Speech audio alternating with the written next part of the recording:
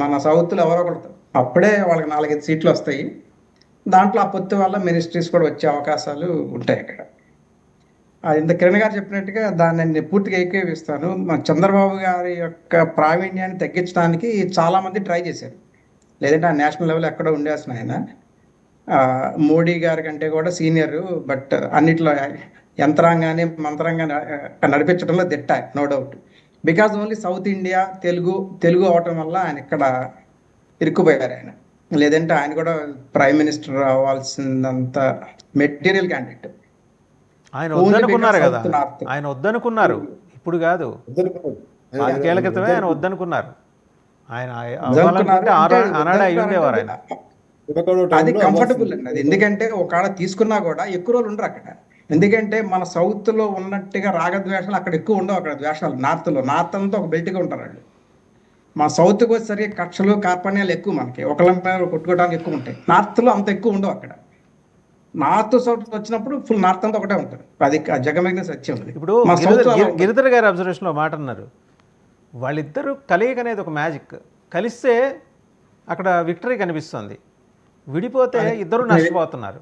అలాగని వీళ్ళ ప్రభావం వల్ల వాళ్ళు గెలిచారు, వాళ్ళ గొప్పతనం వాళ్ళు వీళ్ళు గెలిచారు అనుకోవడానికి వీల్లేదనేది అబ్జర్వేషన్. అది పర్ఫెక్ట్. అది కాబట్టి విక్టరీ ఉన్నప్పుడు ఆలోచన కలుస్తున్నారు బీజేపీ వాళ్ళు. ఎప్పుడైతే చంద్రబాబు గారు విక్టరీ ఉంది అంటున్నారు అప్పుడు కలుస్తున్నారు వాళ్ళు ఈయన యొక్క దాన్ని తీసుకోవడానికి, ఎసెన్స్ తీసుకోవడానికి. అదే నా అబ్జర్వేషన్. అది కాదే వాళ్ళ సీట్లు ఎక్కడ ఉన్నాయి, అసలు సీట్లు లేవు, ఓట్లు లేవు, ఏమి లేవు అసలు ఇక్కడ. కాదండి ఎప్పుడైతే బాబు గారి చంద్రబాబు నాయుడు గారు పొత్తు నుంచి విడిపోయింది చంద్రబాబు నాయుడు గారు, మళ్ళీ చంద్రబాబు నాయుడు పరిస్థితులు సార్, అదే పరిస్థితులు, అదే పరిస్థితులు క్రియేషన్ అలా వచ్చినాయి. పరిస్థితులు బయటికి టీడీపీనే చేసింది, బీజేపీ చేయలేదు. విడిపోవడము చేరడం 2 నిర్ణయాలు టీడీపీనే చేసింది కానీ బీజేపీ చేయలేదు. అదే పరిస్థితులు అలా తీసుకొచ్చారు, అదే కదా. ఎందుకంటే తీసుకొచ్చారు. బీజేపీకి అంత సార్ ఒక పాయింట్, బీజేపీకి అంత ప్రేమ ఉంటే మనం విడిపోయినప్పుడు స్పెషల్ స్టాటస్ ఇవ్వాలి కదా. ఎన్ని సంవత్సరాలు మొత్తం ఇచ్చారా? ఇప్పుడు కూడా ఇవ్వలేదు. ఇంకా మట్టి ఇస్తాము, నీళ్ళు ఇస్తాం, అవి ఇస్తాం ఉంటున్నారు కానీ, తాయిలాలు ఇస్తా ఉంటున్నారు కానీ, ఇక్కడ ఏంటంటే ఇక్కడ బాబు గారికి ఏంటంటే ఎగ్జిస్టెన్స్ కావాలి. ఇక్కడ ఏదో ఒకటి నిలబెట్టి మన రాష్ట్రాన్ని పైకి తీసుకురావాలి. వచ్చింది ఏదో ఓకే అనేసి వాళ్ళతో కొంచెం సయోధ్యగా ఉంటూ దీన్ని పైకి తీసుకొస్తున్నారు. ఎందుకంటే నెక్స్ట్ ఇంకా ఆల్టర్నేటివ్ వైసీపీ అంత బాగా లేదు కాబట్టి అట్లీస్ట్ మనమన్నా నిలదొక్కుని వచ్చింది ఏదో తీసుకొని స్టేట్ని బాగు చేయాలి అన్న సంకల్పంతో ఆయన ఉన్నాడు. ఇంకొక స్టేట్మెంట్ ఆయన గుర్తుంది, ఇంతగా ఎవరు చెప్పారు, హుద్హుద్ తుఫాను గురించి మన గిరిధర్ గారు చెప్పారు. నాకు ఆయన అది చంద్రబాబు గారిది నాకు స్టేట్మెంట్ అండి, ఇప్పుడు కూడా still from day to till today. So నేను ఎప్పుడు దాన్ని పాటిస్తాను, గుర్తు తెచ్చుకుంటూ ఉంటాను అనమాట. జస్ట్ ఆయన ఏం చెప్పారంటే every disaster also you should make an opportunity అని చెప్పారు ఆయన. Every disaster you can make an opportunity, don't feel bad, take opportunity and go beyond అని. అది 11 days అక్కడ బస్సులో కూర్చొని electrical poles beautification of city చేయటం అనేది దట్ ఈస్ సూపర్. అది సో ఆల్వేస్ దాన్ని గుర్తుంచుకుంటాను అనమాట. మనకి ఎప్పుడు ప్రాబ్లమ్స్ వచ్చినా సరే నాకు ఆ స్టేట్ గుర్తు తెచ్చుకుంటాను. Just take it opportunity and how best we can do from here after అనేది. రైట్. కిరణ్ గారు, ఇందాక మీరు మిగిలింది కొంత కంటిన్యూ చేయాల్సింది, ఇంకా మీ దగ్గర నుంచి చాలా రావాలి సార్. ఇప్పుడు 98 అంటే సార్ 98లో వాజ్పేయి గారు ప్రధానమంత్రి అవడానికి కారణం చంద్రబాబు నాయుడు గారు ఎక్స్టెన్షనల్గా మద్దతు ఇచ్చాడు. ఆ రోజు 13 మంది సభ్యులు ఉన్నారు, మద్దతు ఇచ్చారు. 99లో మళ్ళీ వాజ్పేయి గారు ప్రధానమంత్రి అయినప్పుడు కూడా బయట నుంచి మద్దతు ఇచ్చారు. 27 మంది సభ్యులతో కేవలం స్పీకర్ పదవి జీఎంసీ బాలయ్య గారికి తీసుకున్నారు. అప్పుడు కూడా తెలుగుదేశం పార్టీ సపోర్ట్ చేసింది. ఇక తెలుగుదేశం పార్టీ బీజేపీ కలిసినప్పుడల్లా విజయం అంటాను కూడా లేదు. ఎందుకంటే 2004 ఎలక్షన్లో ఈ 2 పొత్తుల్లోనే ఓడిపోయింది సీట్లు. స్టేట్ ఓడిపోయింది, రాజశేఖర రెడ్డి గారు ముఖ్యమంత్రి అయ్యారు. సో ఇక మళ్ళీ ముందుకు వద్దాం సార్. ఇప్పుడు దగ్గర 2019 ఎలక్షన్లకు వద్దాం. అంటే ఇప్పుడు మళ్ళీ కొత్త పొత్తులు కాబట్టి మళ్ళీ కొత్త ఎలక్షన్స్కి వద్దాం. 2019 ఎలక్షన్స్లో జనసేన వాళ్ళు చెప్పుకునేది ఏంటంటే పవన్ కళ్యాణ్ వల్ల చంద్రబాబు నాయుడు గెలిచాడు అని చెప్తారు. బీజేపీ వాళ్ళు చెప్తారంటే మేము కూడా పొత్తులో ఉన్నాం కాబట్టి త్రివేణి సంగమం అవేవో చెప్పారు సార్. అంటే అన్నీ కరెక్టే. అంటే ఇప్పుడు ఎలక్షన్స్ ముందల మనం పరీక్షలకి హాల్ టికెట్ తీసుకునేటప్పుడు అందరం పరీక్షలు రాస్తాము. కాకపోతే మనకు వచ్చిన మార్కులు బట్టి మన రిజల్ట్స్ తెలుస్తుంది. అంటే మనకి ప్రజల్లో ఎంత పరపతి ఉంది ఏంటి అనేది మన మార్కులే దానికి తార్కాన్ని. ఇప్పుడు తెలుగుదేశం పార్టీ బీజేపీతో పొత్తు పెట్టుకుని మొన్న ఎలక్షన్స్లో మొత్తం 6 పార్లమెంట్ సీట్లు ఇచ్చింది.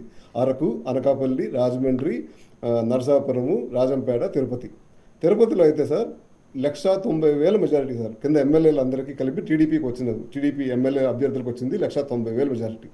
ఆ సీట్ని 19,000 మెజారిటీతో బీజేపీ ఓడిపోయింది. అంటే 2,19,000 ఓట్లు ఒక్క కాన్స్టిట్యున్సీలో క్రాస్ ఓటింగ్ అయినాయి. అంటే ప్రజలకి మాకు తెలుగుదేశం చంద్రబాబు నాయుడు కావాలి, బీజేపీ మాత్రం వద్దు. అంటే నేను బీజేపీ వద్దని కూడా అన్న అక్కడ కేవలం ప్రసాద్ గారు అనే వైసీపీ క్యాండిడేట్ తీసుకొచ్చి ముందు 15 రోజుల ముందర ఆయన జెండా కూడా వేసుకోకుండా ఆయనకు అభ్యర్థిగా చేశారు. అంతకు ముందు బై ఎలక్షన్స్లో పోటీ చేసిన రత్నబాబు గారికి ఇచ్చుంటే గ్యారంటీగా రత్నబాబు గారు గెలిచేవాళ్ళ సీట్. ఇక రాజంపేట సీట్ చూద్దాం సార్. రాజంపేటలో కిరణ్ కుమార్ రెడ్డి గారు పోటీ చేశారు. కిరణ్ కుమార్ రెడ్డి గారు దగ్గర 60,000 ఓట్లతో ఓడిపోయారు సార్. కింద నియోజకవర్గంలో చూసుకుంటే 20,000 పాజిటివ్ టీడీపీకి వచ్చిన ఓట్లు, ఎమ్మెల్యే అభ్యర్థులు చూసుకుంటే. మీకు అలా బీజేపీ పోటీ చేసిన 7 సీట్లలోనూ తెలుగుదేశం పార్టీకి వచ్చిన ఎమ్మెల్యే అభ్యర్థుల కంటే ఎంపీ అభ్యర్థులకు వీక్గా వచ్చినాయి ఓట్లు. అంటే క్రాస్ ఓటింగ్ జరిగింది అక్కడ. క్రాస్ ఓటింగ్ జరిగింది. అంటే ప్రజల్లో దగ్గర కనీసం బీజేపీ పోటీ చేసిన 6 సీట్లు గెలవాల్సిన సీట్లు 6లో 3 గెలిచారు, 3 ఓడిపోయారు. ఇక పోనీ బీజేపీని పక్కన పెడదాం, జనసేన చూద్దాం సార్. జనసేన పార్టీ 2 సీట్లలో పోటీ చేసింది సార్ ఎంపీ అభ్యర్థులుగా. ఒకటి మచిలీపట్నం, మన డాక్టర్ గారి ఊరు, అటు పక్కన ఊరు అనుకోండి. పోనీ ఇంకోటి కాకినాడ సార్. మచిలీపట్నం సీట్లో చూసుకుంటే వల్లభనేని బాలశౌరి గారిని వైసీపీ నుంచి తెచ్చుకుని పోటీ చేయించారండి జనసేన వాళ్ళు. మన వైసీపీ తరపున పోటీ చేసిందేమో సింహాద్రి చంద్రశేఖరరావు గారు. సింహాద్రి చంద్రశేఖరరావు గారికి కొంచెం బ్యాక్గ్రౌండ్ కూడా ఉంది సార్. అంటే సింహాద్రి సత్యనారాయణ గారు అని చెప్పి 1985లో తెలుగుదేశం పార్టీ తరపున పోటీ చేసి ఎంపీ మినిస్టర్ అయ్యి ఆయన్ని దేవుడు మినిస్టర్ అంటారు. ఎందుకంటే ఆయన సంఘం ఆయన పనిలోనే మన దగ్గర ఉన్న మాక్సిమం గుడ్లు డెవలప్ అయింది సార్. ఒక్క రూపాయి కూడా కరెక్షన్ తీసుకున్న మనిషి కాదు ఆయన. ఎండోమెంట్స్ మినిస్టర్గా చేశారు ఆయన. ఎండోమెంట్ మినిస్టర్, అదే దేవాదాయ శాఖ మంత్రి. వాళ్ళ కొడుకే సింహాద్రి చంద్రశేఖర్ గారు. చాలా క్లీన్ అది ఉంది, ఆంకాలజిస్టు, చాలా మంచి అభ్యర్థి. సో ఆ మంచి అభ్యర్థి వల్ల అక్కడ సీట్లో కూడా జనసేనకి ఎమ్మెల్యేగా పోటీ చేసిన అభ్యర్థుల కంటే 119,000 నెగిటివ్ వచ్చింది సార్. ఇక కాకినాడ చూద్దాం సార్. కాకినాడలో అయితే పిఠాపురం కాకినాడ కిందకి వస్తుంది, తుని వస్తుంది, కాకినాడ రూరల్, కాకినాడ సిటీ, మన జగంపేట, ఇవి 7 సీట్లు వస్తాయి కదా సార్. ఆ 7 సీట్లలో కూడా 110,000, 120,000 తక్కువ వచ్చినాయి సార్. అంటే బీజేపీ పోటీ చేసిన సీట్లలో 6 లక్షలు నెగిటివ్ వచ్చింది ఎమ్మెల్యే అభ్యర్థితో పోల్చుకుంటే. జనసేన పోటీ చేసిన దగ్గర 2 లక్షల మెజారిటీ, 2,20,000 దగ్గర క్రాస్ ఓటింగ్ అయింది. పిఠాపురంలో పవన్ కళ్యాణ్ పోటీ చేసిన సీట్లో కూడా అక్కడ వెళ్ళలేదు. అంటే నేనేమి జనసేన ఇక్కడ తక్కువ చేసి మాట్లాడేదండి. ఇక్కడ 2 చోట్ల జనసేన పోటీ చేసిన 2 చోట్ల ప్రాబ్లం ఏమైందంటే, ఒక చోటేమో చల్లపల్లిశెట్టి సునీల్ పోటీ చేశాడు. సునీల్ అనేవాడు అంతకు ముందు 3 సార్లు ఎలక్షన్స్లో పోటీ చేసి మన ఎన్ఆర్ఐ మనిషి ఆయన 3 ఎలక్షన్లో పోటీ చేసి ఓడిపోయాడు. ఆ సింపతితో కొంచెం క్రాస్ ఓటింగ్ అయింది. ఇక్కడ వచ్చేసేపటికి బాలశౌరి కంటే చంద్రశేఖర్ గారు బెటర్ అభ్యర్థి. అంటే అవినీతి లేదు, ఆ మరకాలు లేవు.